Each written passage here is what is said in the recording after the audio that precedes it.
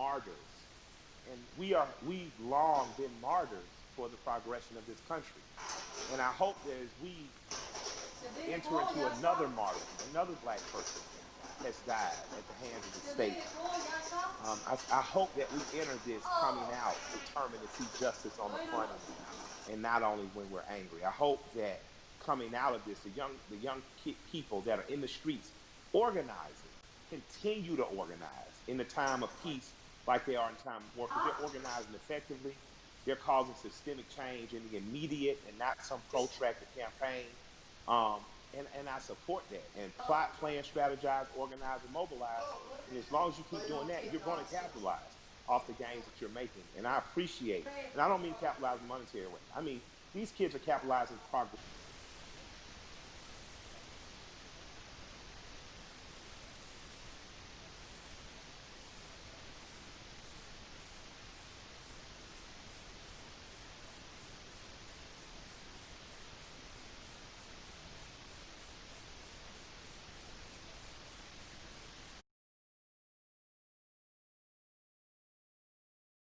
You the most about what you're seeing right now?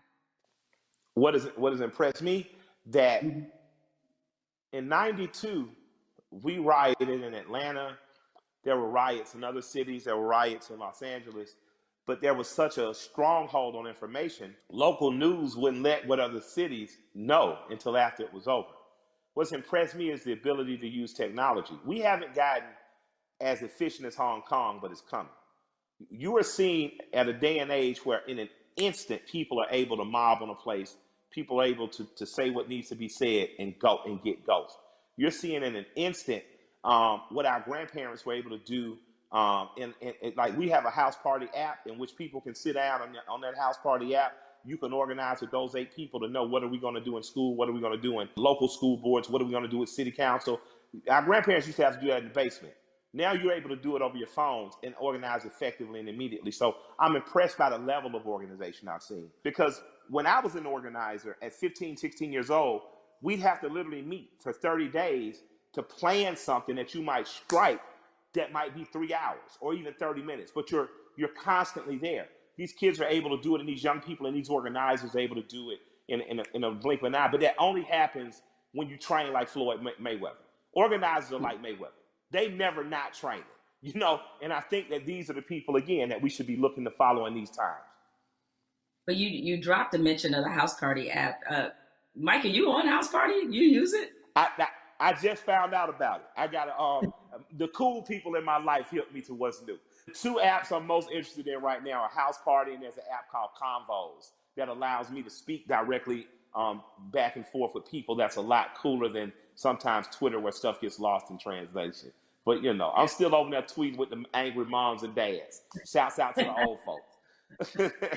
I think about where activism was on this issue in particular when Ferguson happened, and looking at it now, and it's while there was definitely a lot of positives that came out of Ferguson, particularly the Black Lives Matter movement.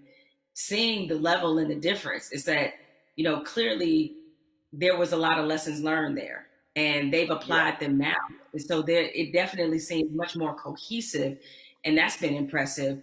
What has impressed you about what you're seeing, especially from these young people who really have seemed to seize this moment?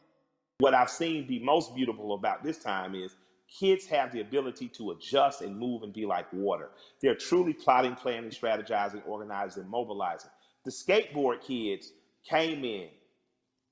Usually you would see in the 60s, black people look like me. We make public protests. We get our heads split open. Sympathetic whites and allies and people who truly believe in freedom, justice, and equality entered the stage. Now, not only are you beating black people, you're dragging off white people. Like, and it became a tapestry, a unified Bro, I'm front back. to Meow give meow. us our most basic civil rights and acknowledge our human rights. That tapestry is happening again, and it's happening in a bigger and better way. I was talking about those skateboard kids. I saw those kids first come in as defenders. When police were hacking with people with batons, they held up the skateboards to protect them. Most kids who skateboard, my kids skateboard, most skateboard kids in the South don't look like me, right? But I saw the skateboard community literally come in and save protesters from beatings. And then they got really frisky and they started attacking back. And I was like, this is, although I don't want violence in the streets because those kids deserve to grow to be adults without being soldiers against the state that their parents pay taxes to. It impressed me that the proletariat showed government that you work for us. And in this moment, we are exercising our right to make public display of the evil that has happened. It makes me proud that I live in a country that has long promised equality, rarely given it to people who look like me. People who don't look like me defending. You made an interesting note and observation about the skateboard crew. And I think anybody who's watching has noticed that it's not just Black people who are out here protesting. No, it's not. It's a tapestry of people. It's a tapestry of people. The Amish. The Amish. Yeah. Wasn't that crazy? I didn't even know the Amish saw the news. I was thinking, who told them? Right? I was like, I didn't right? I was so impressed though. I was so thankful. My heart was filled with joy. Yeah, so you're seeing all these different types of people that you never thought this issue would resonate with them. It kind of reminds me of your music. Your music is unapologetically pro-Black, unapologetically, Yes, right? absolutely. But yet, Absolutely. when you look at a Killer Mike fan, it's across multicultural section of people. Yes. Why do you think your music is able to resonate that way, despite the fact that you are also clearly talking to your people? Yeah, I'm proud to be me. I like me. I like Black people. I'm not making no excuses. I'm not making no apologies coming in the door. I love us. I am in love with us. And because I love me, it has nothing to do or affecting my love of others. I have a very good friendship with East Indian cousins, Raj and Neil. They own the store right next to Walters on What's Happening. So if you're from Atlanta, you know about Walters. If you're a big guy from Atlanta, you know about, the store right next door. These guys have always just been good to me. Raj went to India. He came back, brought my wife incense, these beautiful little elephant characters. He's proud to be Indian. I've learned about being Indian from my Indian friends. When you're truly who you are, how could you be offended? How could you not love it or like it? Like, man, I'm a part of the original people on earth. I'm from the continent that birthed all humanity. I think when you wear that proudly and unapologetically, and not from a place of needing someone to be below you, there's no reason for a people not to like me. I like you. I got plenty of heroes that don't look like me. There's a portrait of John Brown on my wall in my basement. I thought he's a hero. He doesn't have to look like me. What I mean? But I refuse to act like people who look like me aren't great. I didn't say good. I didn't say good enough. I didn't say equal. I said great. I'm from a great and mighty people. And if you can't accept that, then maybe I'm not for you. But I believe that because I am simply who I am, I believe that gets accepted. Because you know what? I remember being on the tour bus, and I'm on there with a bunch of Northeasterners because of course, my rap partner's a white guy from Brooklyn. And we're on there and watching Swamp People, and everybody's laughing. And I come up and stagger into the front, and I look at it, and I start smiling, and I look at the room and say, I got more in common with them than any of y'all. And I just walk to the back. Now, because it's the truth. I'm a Southern boy. My grandparents from Alabama and rural Georgia. I grew up more like people on those shows. So I think across cultural lines and across racial lines, people identify with me, but just because I'm your typical American guy. And I have some special things. I'm not going to deny that I'm special. I was a smart kid, went to Morehouse, had an understanding of some cool stuff. I married a beautiful woman. That helps, But I think that ultimately what resonates with people is that I'm a regular guy. One of my best friends in the world is a white guy from Brooklyn. So I think that people understand that I have the ability not to look past your race or ethnicity, not to look past who you are culturally, but to look at it and love it and learn from it without wanting to co-opt it or be it. What you're talking about in a very succinct and robust way is really allyship. And that's been a word that, you have it sounds like you have a lot of really great allies that are in your life. Now in this moment, I've gotten the question constantly. I assume you have too, about how to be an ally. What do I have to do? Right? I've had so many conversations with white people, like really good friends of mine in the last 2 weeks. So all right, guys, I appreciate your enthusiasm, but Yeah, but hold on, hold on. hold on a second. Relax. Absolutely. But with that, nevertheless, that being said, is that, you know, what would you say to somebody who wants to not only be an ally but be a good ally? If you want to be a good ally in this moment, white corporation, white person with the means, that's a worthy allyship. On a ground level, if you're just working hard every week, you don't know what to do, you're an electrician, you're a plumber, grab one young man who doesn't look like you, a young woman, and teach them that trade.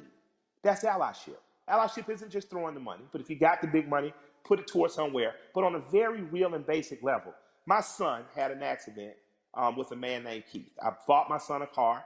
My son Malik, with a very pretty girl in the front seat, rear-ended this guy Keith. Um, Calls me.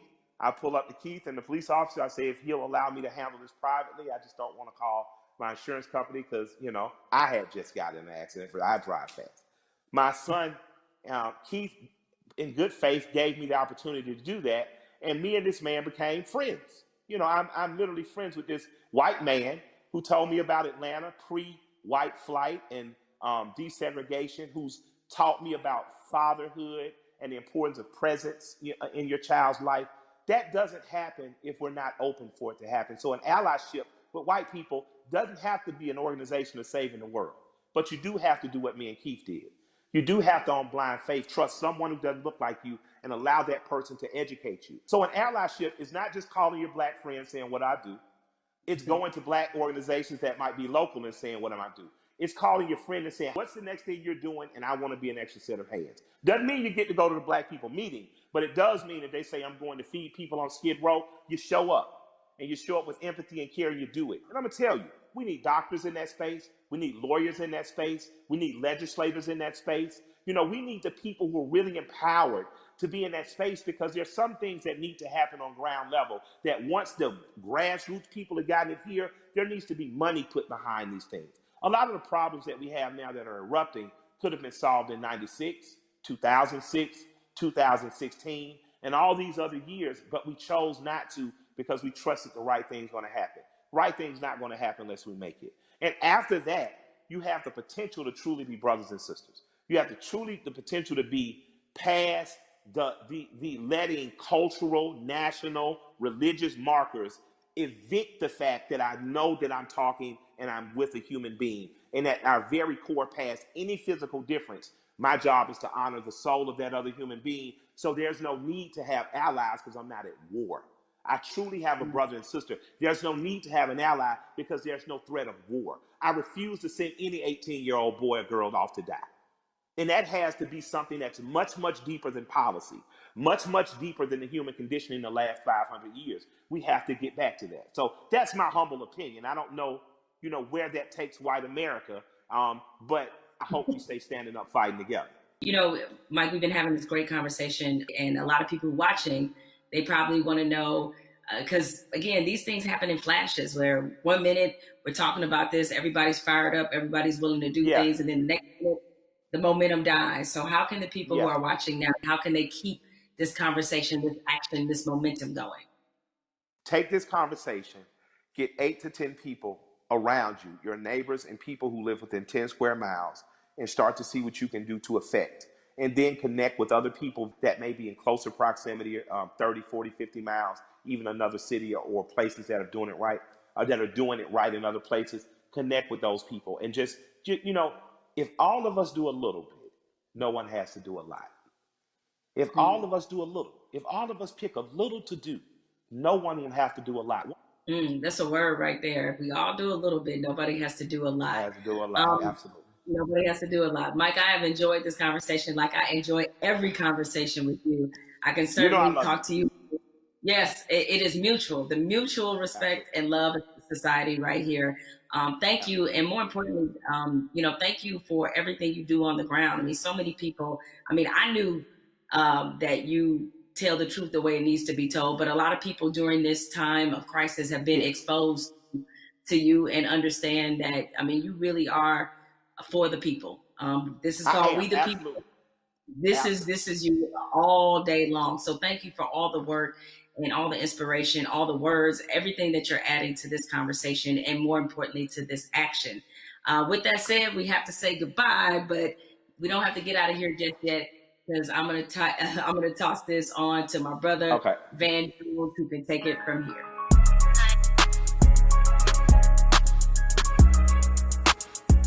Jamel and I, we spent the past hour, we've been talking to Killer Mike, we've been talking to Elaine Welteroth. We also got a chance to see that amazing video from Lil Baby. Jamel, what did you get from your conversation with Killer Mike? And more importantly to me, what do you make of this moment that we're in? The one thing you can always expect from Killer Mike is blunt honesty. I think that's why a lot of people look at him as a really credible voice right now. He's honest about what he knows and honest about what he doesn't know. So I think when you have those elements, that's going to always make for a pretty good conversation. I'm with you. I mean, this moment at the same time is welcome. It's also a little bit surreal in terms of what took us so long to get here, to make sure that we're not always starting from ground zero every time we have to have a significant conversation about race in this country. Why do you think it's different this time? Because, I mean, there have been videos before, and yet people still now act like they're shocked. Help me understand what's different this time from your point of view. What's your theory? It's two things that I think stood out about the George Floyd video. One, there was no yeah, but. And granted, in my mind, we've seen videos where there was no yeah, but people nevertheless invented a yeah, but. But in this one, there really wasn't one, even if you were Stretch Armstrong trying to stretch and find one, there just wasn't one. What always has just stuck with me is the look on this officer's face as he was kneeling on George Floyd's neck. It was so cold. It was as if this were Thursday. And he showed such little emotion, remorse, any emotion you want to name. He didn't show any of that as he killed a man in the middle of the street with bystanders looking on. So I think that situation, coupled with the fact we had already been reeling from Ahmaud Arbery, we had already been reeling from Breonna Taylor. And even though the situation wasn't fatal, there was definitely a storm of frustration at what happened with Christian Cooper. So this all together leads us to this moment where finally, even the most adamant naysayers who wanted to pretend as if this wasn't a structural problem, what could they say? There was nothing else that could be said. And I think everybody who was already fed up decided now is the moment, now is the time. The world has slowed down because of COVID-19. If we are going to address this, this needs to happen now. I've never seen 20, 30 million white people asking Black people for leadership. That's interesting because they start, well, what do you want me to do? And I'm like, well, I don't know. Google is a powerful tool. I don't know. I'm realizing now, though, that this is an honest question. How do you think that we as African Americans and our allies can rise to meet a moment like this and actually accept the fact that we may actually have a couple million new allies? And how do we deal with that? That's new for us. I'm glad you used the word leadership because there's a difference between us being put in a leadership position and us being put in an educational position. The educational part, we're long past, right? Like we don't want to be educating anybody else about race. We're not here to soothe you. We're not here to make you feel better. But leadership is something different.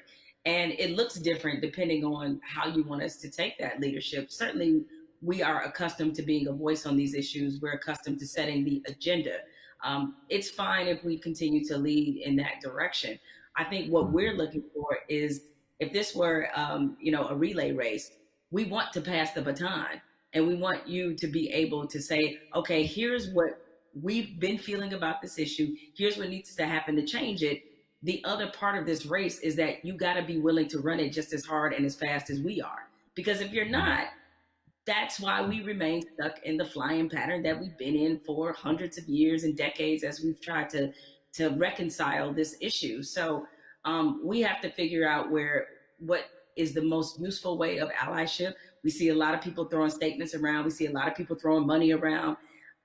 We need that to be a focused effort, and more importantly, to be vocal about it. I can't take any more double-sidedness. There can be no more other-siderisms, if I may make up a word, meaning that you give over here and you're a company that is like, yeah, Black Lives Matter, except for in my boardroom where they don't, or except for my organizational chart where they don't.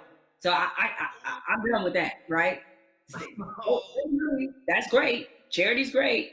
Charity doesn't change structural racism, right? What changes it is when you actively look in your building and ask, why Mm. aren't there more Black people in this building, in this boardroom, in this C-suite? So the allies that we have, what you can do, change the structure and cultures of your companies, of your businesses, of wherever it is you have influence. Start there.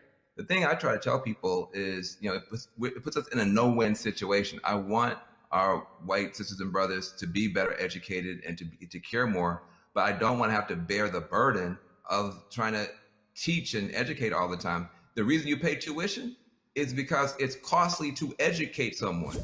You coming up to me and saying, educate me, that's costly to me emotionally and from a time point of view. Also, I think we have to be very honest. Nobody would go up to somebody and say, teach me Russian in 5 minutes. And by the way, make me feel good about it. Right? I mean, you wait, hold on a second. Like, you want me to teach you about racism, which is the history of race in America is just as complicated as Russian. And you want me to teach you that in 5 minutes. And also, if I make you feel bad about it in any way, now I got to be your therapist too. And like you said, soothe you or whatever. That's got to stop. I would love for somebody to come to me and say, I made my whole family watch the 13th and read The New Jim Crow and read White Fragility, and we had a question on page 52. Now, hey, we can have that conversation all day long because you're doing your homework, but don't flop on me like you never heard of Google. If you wanted to know about cryptocurrencies or whatever, you find that stuff out before any Black person ever heard of it. So I'm sure you can educate yourself about anything you want to know. I have to say something to you because I've never gotten a chance to talk to you. I feel like I know you because I'm such a big, mad, crazy Stan and fan. But I love you to death. I just am so proud of you. I'm saying proud of you almost as Patrick. I am so proud that you exist. Where do you find the strength to continue to do what you're doing and say what you're saying, even in the face of opposition, to the point where now the whole world has to listen to you? Where did you find the strength when they weren't listening? I guess maybe this is just part of the Black woman's condition, is that we don't know any other way. And most of us, I come from a line of Black women who were just like this. My mother's like this. My grandmother was like this, where it's the old phrase we've all used as Black people, making a way out of no way. And scream until they hear you. You know what I'm saying? Is that because the opposite, to do the opposite of that is what? Is that I can't even afford to do that. I don't know any other mode but to fight for what's right, but to try to stand on the right side of history, but to speak for people who don't have a voice or a platform as large as mine, because somebody did it for me. What advice do you have for people who want to have these conversations, maybe not as well spoken, not as well read as you might be, but who really are sincere and want to have a conversation? I think you have to start from a point of honesty and being real about what some of your beliefs, prejudice, biases are, where they come from, why you learned them. I think if you take anything else beyond race, as we get older, we do a whole lot of unlearning. Young folks, when you get to like your 30s, you do a whole lot of that, right? But my advice is to always start from the point of truth and honesty and self-awareness.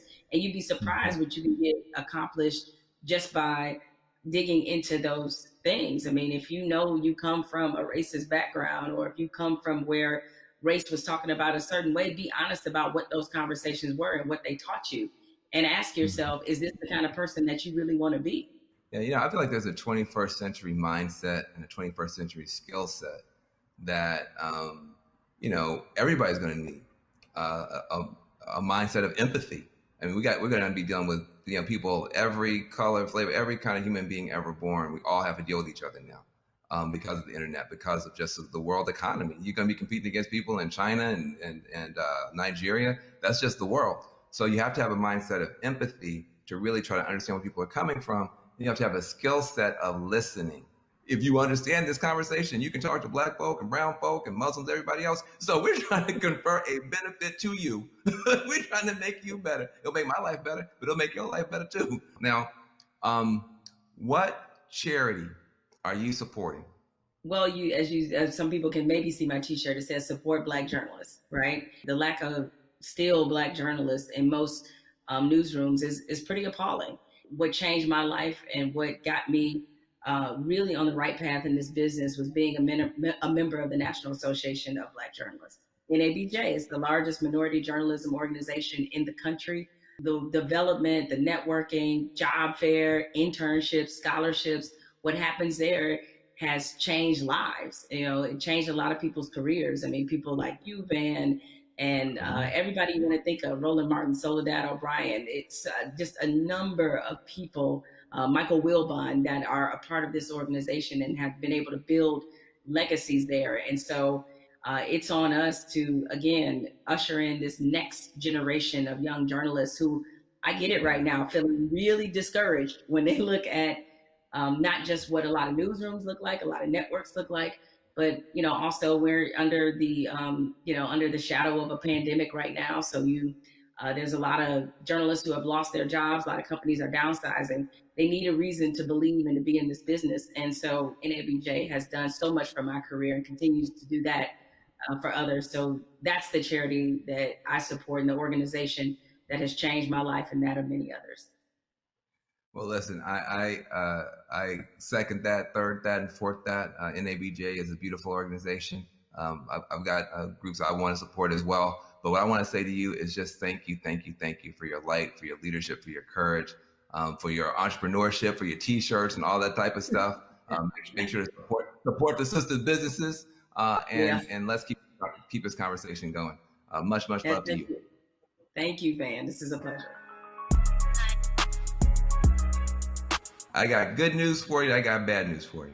The good news is that people are activating all around the world, all across the planet for change. That is a powerful moment. Here's the bad news. Unfortunately, this is not a one answer fixes everything situation. We're talking about systemic problems, which means it's not just one law or one person. You need 360 degrees of change to shift to get the outcome that's right. But we can get there if we keep talking, if we keep working, if we keep building. And if we do that, we can reshape America. That can be done. It's been done in the past. We can move the whole world in a better direction. So I hope that your cell phone right now is full of screenshots of these tools that we've been trying to give you to continue taking action from this virtual town hall. When the stream ends, the conversation should not end. We got to keep pushing. We got to keep going. We are in an important moment in history.